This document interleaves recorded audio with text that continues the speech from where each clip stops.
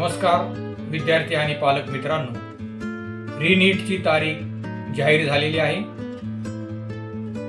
नीट परीक्षा रद्द झाल्यानंतर भारत देशामध्ये जो हाहाकार निर्माण झाला, 25 लाख विद्यार्थ्यांच्या डोळ्यासमोर मोठा प्रश्न निर्माण झाला आणि या प्रश्नाचं उत्तर आपल्याला 21 तारखेला द्यायचं आहे। शासनाच्या या धोरणामुळे 1 महिन्याच्या आतमध्ये ही परीक्षा होताना दिसत आहे।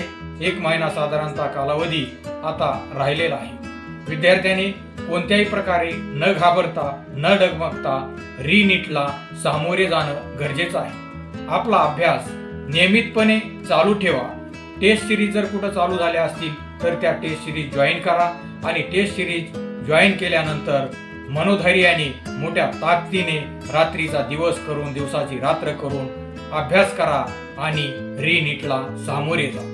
उद्याच्या रीनीटमुळे जो अंधकार निर्माण झालता, जो एक प्रश्न निर्माण झालते, ते प्रश्न आता या रीनीट मधून आपल्याला त्याची उत्तरं शोधायची आहे। म्हणून पैशावाले, धनधांडगे, मोठ्या मोठ्या क्लासवाले आणि ज्यांनी हे प्रकार घडवून आणले, पेपर फोडले किंवा गेस्ट पेपरच्या नावाखाली पूर्ण देशामध्ये नवे 10 राज्यामध्ये पेपर पसरवण्यात आले, यातून यांना एक मोठी चपराक बसणार आहे।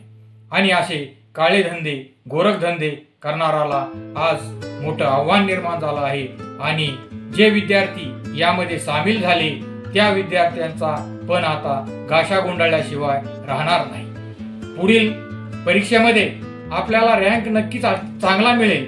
जे होतकरू, जे अभ्यासू आणि ज्यांनी परिश्रमाची पराकाष्ठा केली आहे अशा विद्यार्थ्यांसाठी हा एक चांगला योग म्हणावा लागेल, सुवर्ण योग म्हणावा लागेल। आणि जे हुशार विद्यार्थी आहेत त्यांनी कसल्याही प्रकारे न घाबरता रीनीटला सामोरे जाणं आवश्यक आहे। म्हणून विद्यार्थी आणि पालक मित्रांनो, तुमच्याकडे साधारणतः 1 महिना आहे। या 1 महिन्याच्या कालावधीमध्ये आपण चांगली तयारी करा। जे आपले क्वेश्चन पाठीमागे राहिले होते त्या क्वेश्चनला चांगला वेळ द्या। फिजिक्स सारख्या विषयाला वेळ द्या। बायोलॉजीचे रिवाइज करा, पुन्हा त्याचे ओव्हरलुक करा आणि या रीनीटला चांगल्या पद्धतीने सामोरे जा। म्हणून फिजिक्स सारख्या विषय असेल, त्याचे फॉर्म्युले असतील, ते फॉर्म्युले पुन्हा पहा।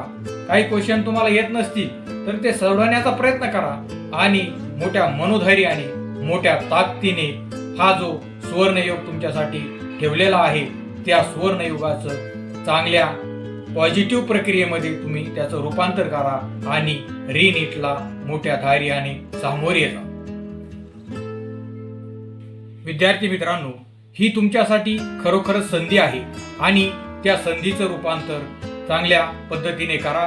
आणि कधीही आपल्याला प्रत्येकाला कधी ना कधी चांगला योग येत असतो, आपला दार ठोठावून तो योग जात असतो, पण त्या योगाकडे पॉझिटिव्ह दृष्टीने पाहणे ही काळाची गरज आहे। आणि या तुमच्यावर जे संकट ओढवलं होतं त्या संकटापासून तुम्हाला जर बाहेर चांगल्या पद्धतीने पडायचं असेल तर रीनीटला 21 तारखेला चांगल्या पद्धतीने सामोरे जा।